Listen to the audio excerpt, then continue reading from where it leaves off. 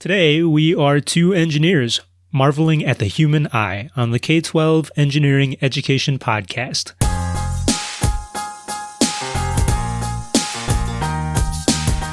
Mechanical engineer Sadhan is back to help me muse about the science and engineering related to biological systems like the eye.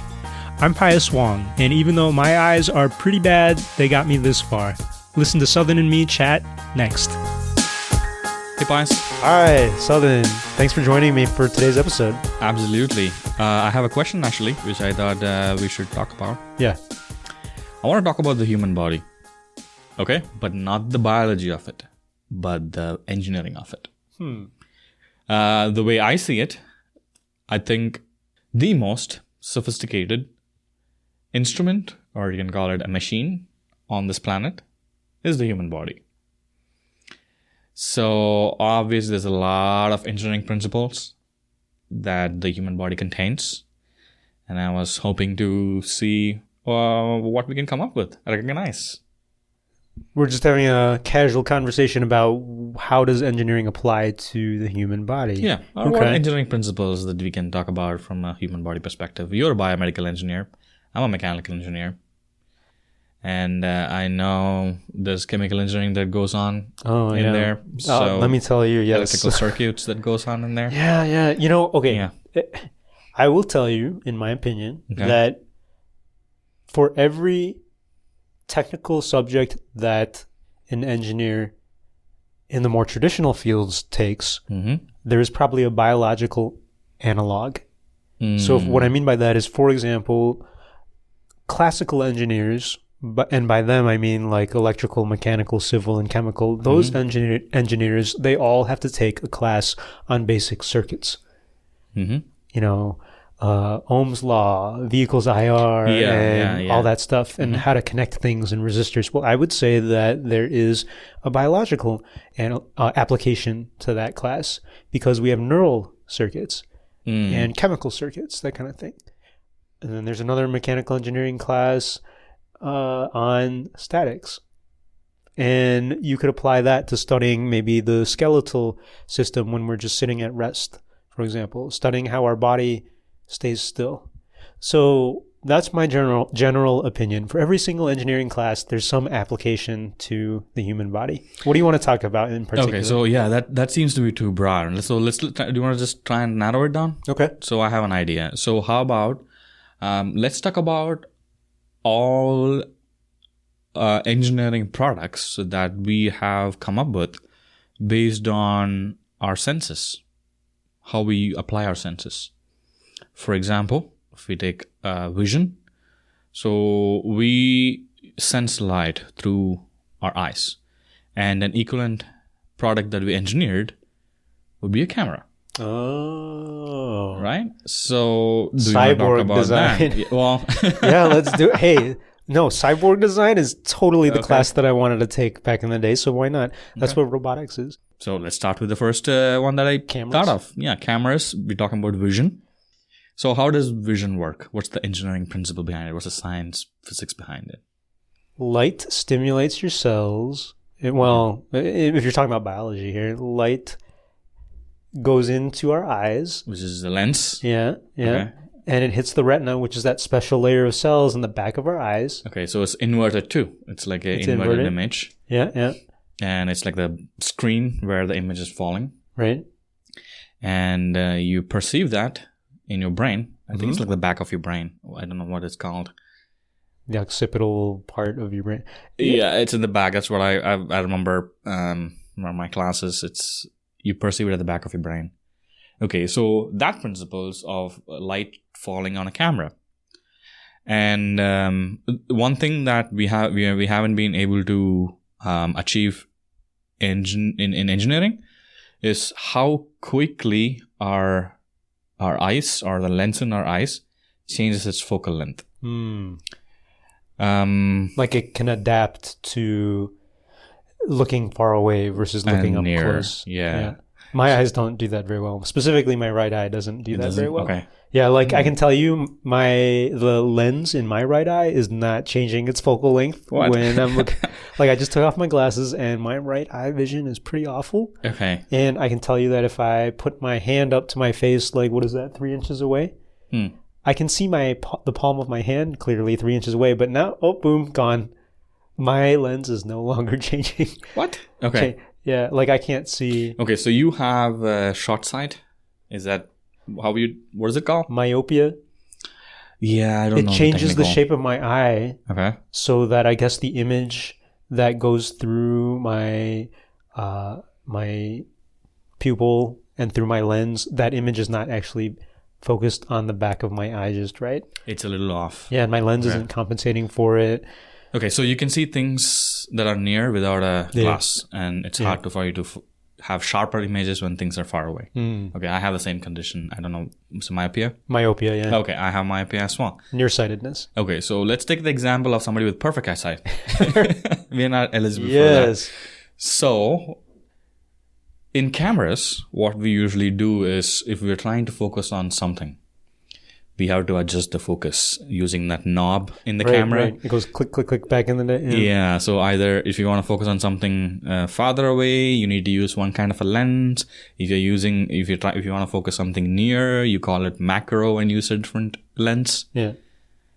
So there's like so many lenses if you're looking at analog photography. Yeah, because the lens is like a hard piece of glass or polymer, and so you can't just instantly change the shape of that lens. Our eye is different where, well, in a perfect vision eye, the lens, you've got this muscle connected to the lens which stretches and pulls the lens into different shapes. Okay. I wonder why we haven't done that with an actual like a camera? Yeah. Well, we have a functionally equivalent version of that in our camera phones. I mean, I put my camera close up to an object, and you can see the focus change. Like the lens is changing. I'm saying it takes a long time, right? Compared to our eyesight. Oh, like in the person with the perfect vision, they can look 100 meters away and then look right up close to their book, and they instantly changes the focal length. It's getting better though. I would say the phones I've seen, they're focusing pretty fast. Okay. But you're right, there's some mathematical algorithms in there that they have to use to optimize the focus. Okay. Edge detection and minimizing blurriness and all this stuff. It's really neat. Okay, so I think I have kind of when you were talking about this, I'm understanding why it could be. Because for us, we spoke about how there's a muscle pulling and contracting and expanding the lens, which changes the focus. It's a different material. It's not the typical lens we use in a camera. But also, we are in control, right? So we are the feedback loop.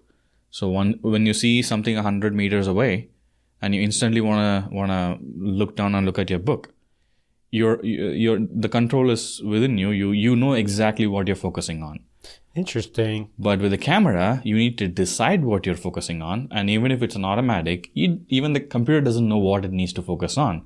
So it needs to first capture and understand the image or what's happening before it can focus on That's something. a good point, because when we make future robots, because that apparently is going to happen, maybe they have to design the algorithm to not just take in the visual data around them, but also have some foreknowledge of what's around them. Like the robot, I should say, that sees better is going to be the robot that not only takes in all the visual information around them, but takes in some internal information that they already had, knowing that there should be a tree over there already, or they already know there's going to be a book in front of them. Because you're right, as humans, like if I'm holding a book and I'm looking far away, I already know I have a book in my hand. So there's no surprise. I will say, though, that if someone surprises me by shoving their hand in my face, like there's that moment where, like, if I don't know what to focus on, then maybe interesting. You can't focus. Also, people can choose to focus and unfocus their vision, right? Really?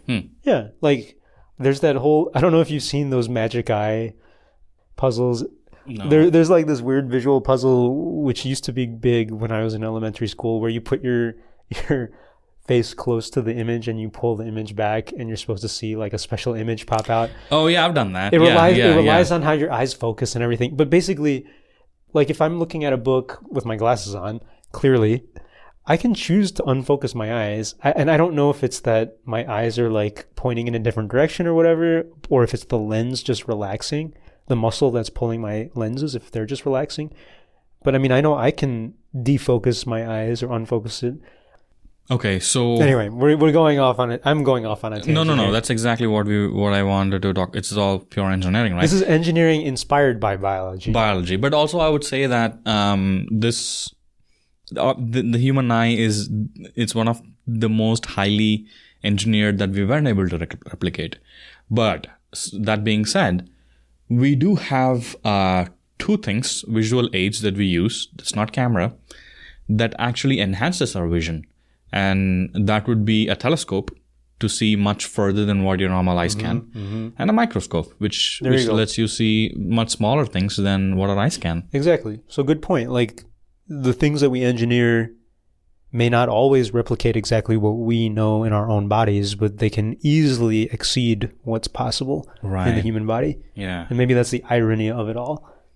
Well, it's irony, but I would also say that a big telescope is dumb compared to how sophisticated an island. I'll give an explanation. They're getting smarter. They are getting smarter. I'm going to explain what I mean. It's like all the scientists in Hawaii who look at the stars are now insulted, who listen to this podcast. No, yes, I'm going to explain myself before we go. So let's take Hubble, for example. It's the first one that took the galaxy field that was like billions of light years away. The Hubble telescope orbiting around us right now? Yeah, orbiting around the Earth. So, but the thing is, I wonder if we would be able to recognize if you pop something right in front of it.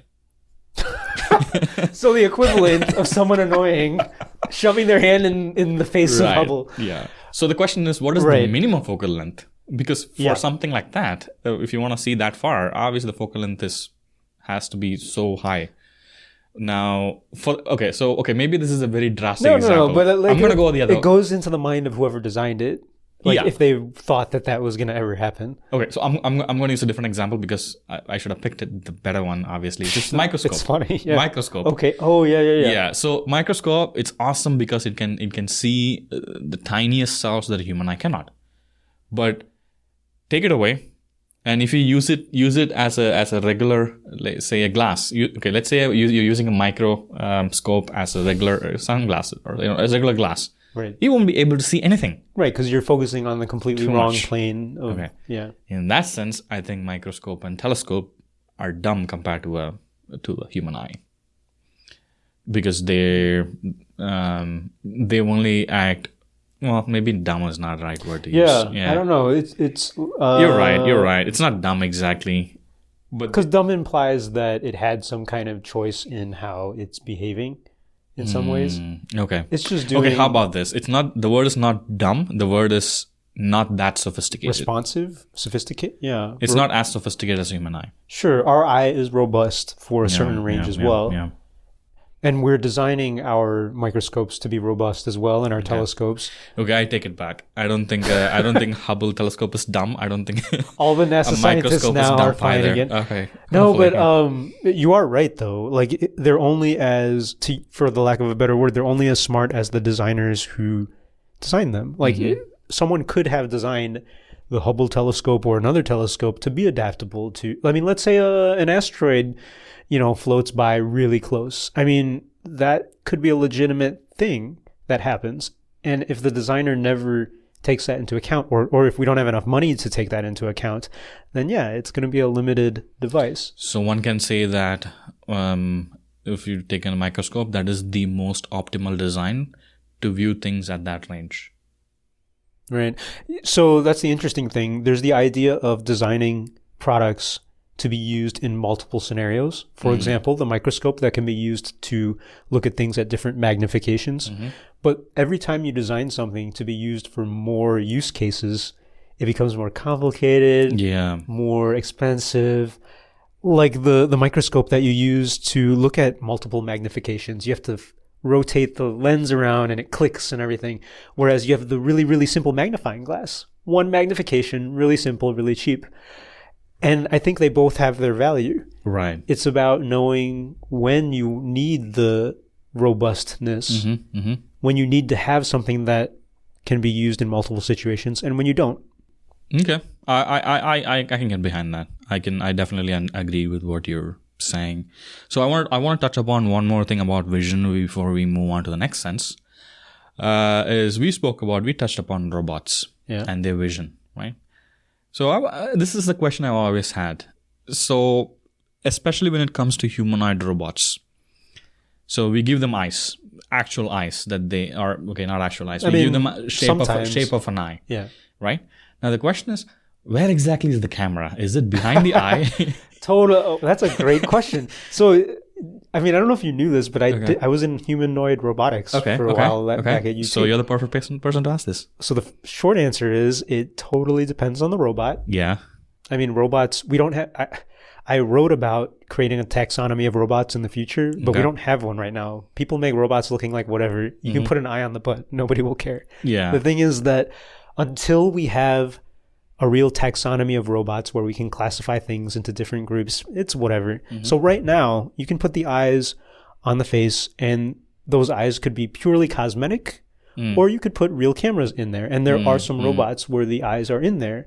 And even when we say eyes, that doesn't even necessarily mean an optical camera. It could mean laser detect or infrared or something. It's some kind of sensor where the eyes would be. That said, there are other robots that just shove eyes on there to make people feel comfortable. Because it's a psychological thing to not creep the humans out around them. Right. And then there are robots where you have like an iPad for a face. So the eyes are there sometimes. As a cartoon eye, just to not detect anything, but to do some kind of social interaction as well. So eyes are so human; they are not necessary for a robot, not physically. Because what I'm imagining is like, let's say you build a robot that's only operating in a certain environment. The optimal way to do that would be to put a camera. Let's say if it's a square room. You put a camera overlooking the entire room, and that could be, Like you wouldn't put it on the robot; you'd put it on the ceiling or something. It doesn't even have to be. That might be a better way to go about it. So that's why I was asking. Oh, you see all these cool robots, with eyes and face and nose, and it's like, do they really place the camera behind the eyes? Well, they might. To me, it seems like maybe that's not the most optimal place to put it. Well, I'll bring it back here. This isn't necessarily having to do with our 5 human senses. But this has to do with our emotional senses. The reason why people put faces on robots is purely for humans to not be creeped out. Yeah. There's no other practical reason to have a cutesy face on our robot. I feel like the Terminator movie ruined people's perception of... Yeah. But then there came the Judgment Day. There's studies on this. No, so and like a coolest thing. I actually really like T2 and... it's a better film of everything they made. Who's that actor? Arnold Schwarzenegger. No, not Schwarzenegger. The guy is the enemy Terminator, the one with the liquid metal. Terminator. Oh yeah, I think it's something Patrick. I'm sorry. I don't know all my actors' names. In any case, yes, he acted in that one movie. That's the most famous movie. I don't remember that. On that happy note, Southern and I will close out the episode there. We could have used the internet to find out that the actor in Terminator 2 who we were talking about was Robert Patrick, by the way. You know what else you can do on the internet? You can leave us a rating and review of our show on Apple Podcasts, Stitcher, the Public Radio Exchange, or wherever you find this podcast. I appreciate it because it helps others find out all about us. Send us a message on Twitter. You can tweet the show at K12 Engineering or tweet Southern or me directly. You can also email us, follow the show on Facebook, SoundCloud, and everywhere else online. Find the details in the show notes or at the show website, k12engineering.net. That's k12engineering.net. More episode transcripts will be on the website shortly, thanks to awesome supporters on Patreon. If you like what you hear and want to help sponsor the show, go to patreon.com/Pios Labs to donate, or find the links to Patreon from the show website. Our closing music is from the song Yes And by Steve Combs, used under a Creative Commons Attribution license. The K12 Engineering Education Podcast is a production of my independent studio, Pios Labs in Austin, Texas, where I make software and digital media like this show. Thanks for listening, and we'll do it again soon.